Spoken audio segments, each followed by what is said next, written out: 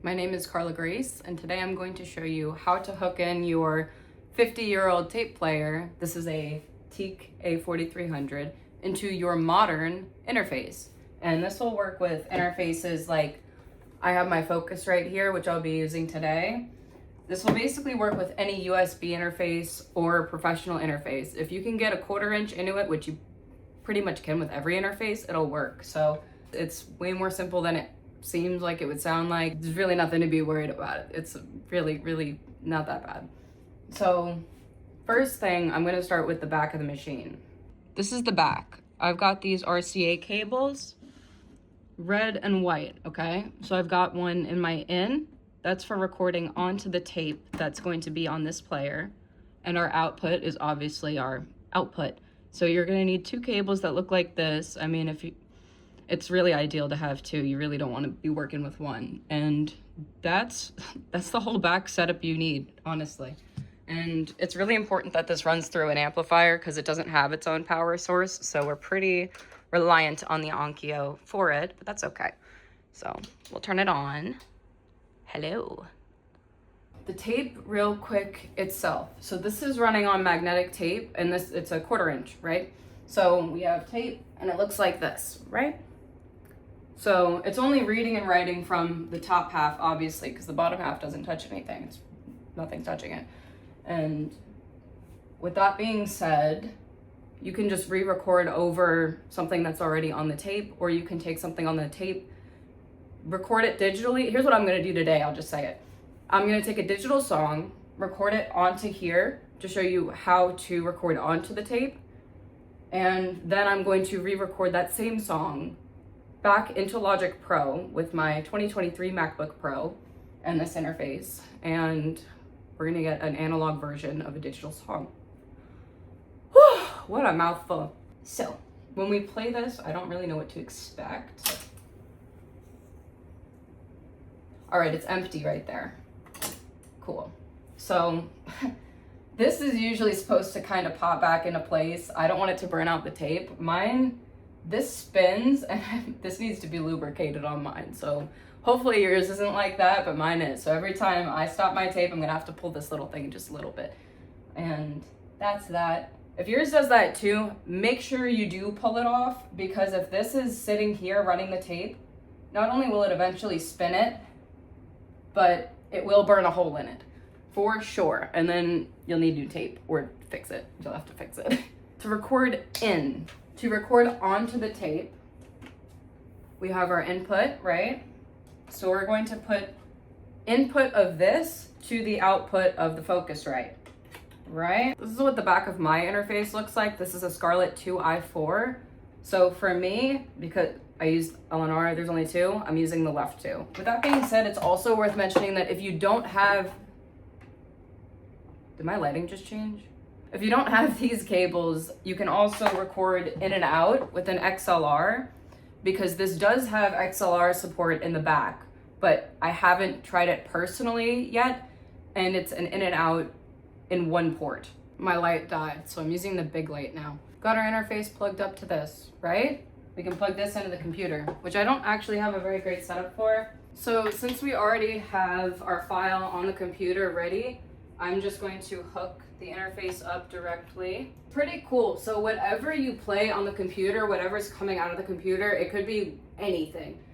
It'll be recorded on the tape. So for me, we're gonna do the song Pain in New York, which is my song that I originally put on a tape recorder, and it sounded really cool. So I'm gonna make an analog version of it. It's a digital song. It's right here. So in order to record this, I'm going to play this.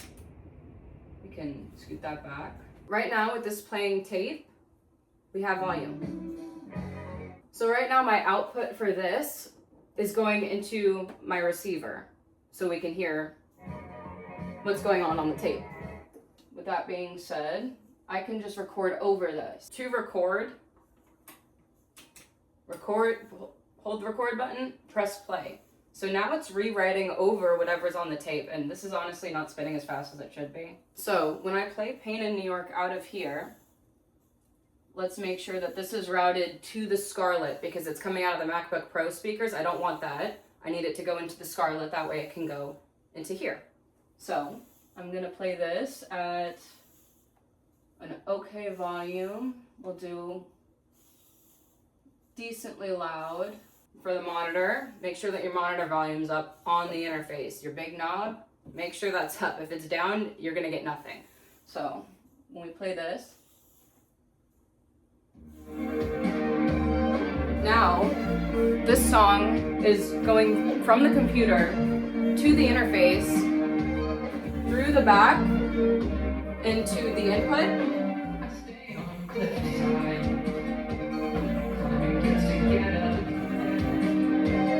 Something sounds really wrong with it. With the new volume, that way we're not peaking.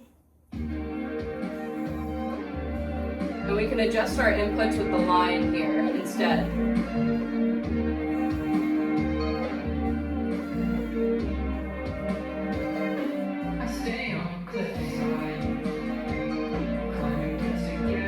So right now we are just recording over the tape. Whatever's on it doesn't even matter anymore because it's getting overwritten as I speak. So I'm gonna let this play out and then I will be back with you.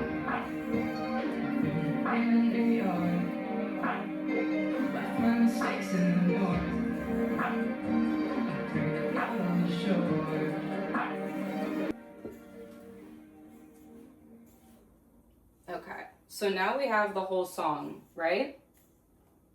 I'm going to pause it on the computer because obviously we're still writing. We're going to stop this. And now we can reverse this. I'm going to fast record it. Sometimes when I do that, my tape wants to wobble back and forth.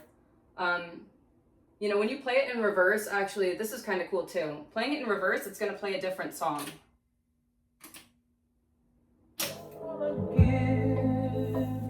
Now, with that being said, it plays a different song in reverse, yes. But when I play it forward, it will be my song because the tape that this is being written on, there you go. So the tape that this is being written on, this actually has 4 tracks. This is a 4-track tape. So it plays forward and backwards on each side, and it has different coding for all of them. So whether it plays front or back on each side of the tape reel, you can basically save 4 songs on the same little 3-minute strip of tape. So that's that. Now we have our recording from the computer onto our tape recorder. To get it off of the tape recorder, it's a little different, but it's also exactly the same. So to record back in, I'm actually going to opt for the 1/4-inch cable for myself. Where'd that shit go? There we go.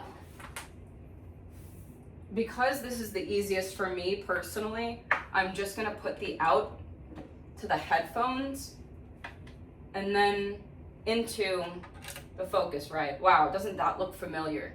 How simple is that? Isn't it wonderful? I love the fact that this piece of equipment is 50 years old to the date. It came out in 1976. This one was manufactured in Japan. It's crazy that it's a 50-year-old piece of equipment that still hooks into my modern audio interface and my computer. This is gonna be the part where you take your computer and you open your DAW. Whatever you use, doesn't even matter. I use Logic Pro.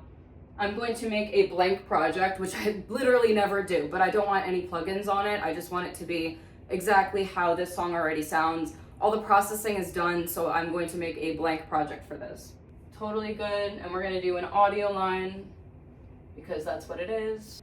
I'm gonna start recording on Logic just because I can, but obviously, that's it actually. That's the only explaining I need to do. So I'm recording into Logic, right? When I play this, now I'm gonna make my output louder here and lower it here. And we have to rewind the tape now because that's the end of the song. So I'm gonna rewind real quick.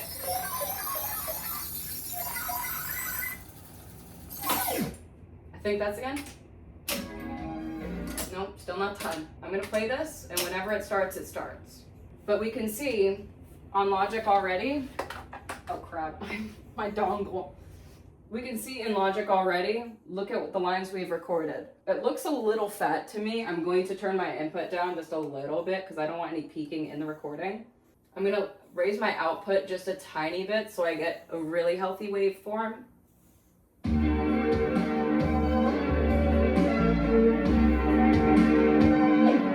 So I'm just gonna let Logic do its job and record what's on the tape.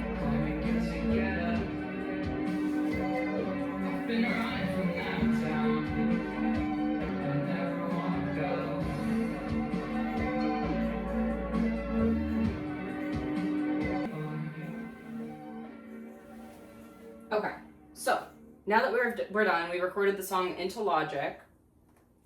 We recorded it from a music file into here, back into the DAW. And we have our little stem here. I'm gonna clear what's behind it. And there you go, you've got your song recorded. I'm gonna unplug this. And there, ta-da, we have our song recorded in an analog format. So let's hear it. Metronome, that's what I need, just what I need. Now, obviously, my tape recorder needs a little bit of work because it's not playing at the same speed. But I think in this case, because it's just a tiny bit slower than it's supposed to be, it gives the song like a really, really eerie feeling.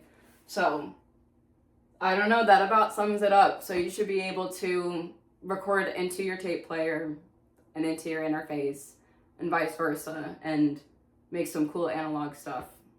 Thank you for watching. This has been Carla with the TEAC 4300. I love this thing more than life itself. That's about it. See ya.